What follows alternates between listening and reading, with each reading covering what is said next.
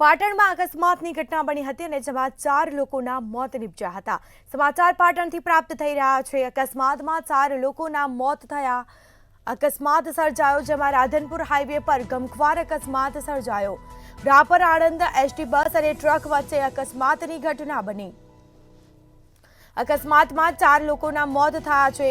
8 થી 10 જેટલા લોકો ઘાયલ થવા પામ્યા છે। અકસ્માતને લઈને હાઈવે પર ચક્કાજામના દ્રશ્યો જોવા મળ્યા।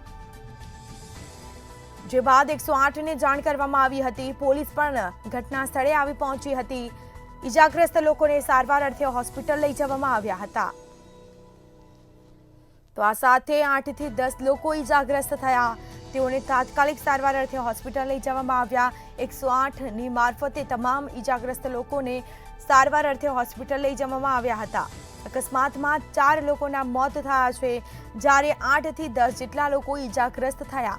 રાપર આણંદ એસટી બસ અને ટ્રક વચ્ચે અકસ્માતની ઘટના બની। આ સાથે જ ઘટના પગલે લોકોના ટોળા એકઠા થયા હતા।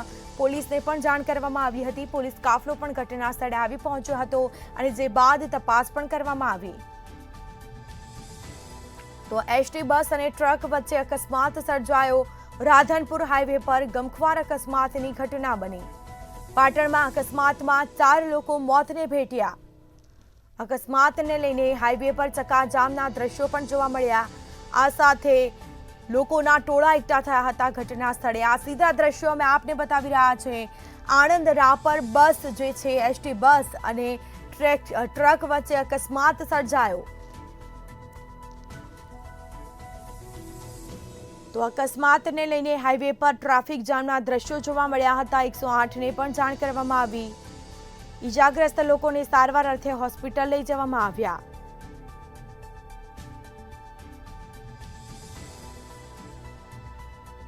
તો આ સીધા દ્રશ્યો અમે આપને બતાવી રહ્યા છીએ। રાત્રિ દરમિયાન અકસ્માત સર્જાયો હતો જેમાં 8 થી 10 જેટલા લોકો ઘાયલ થયા।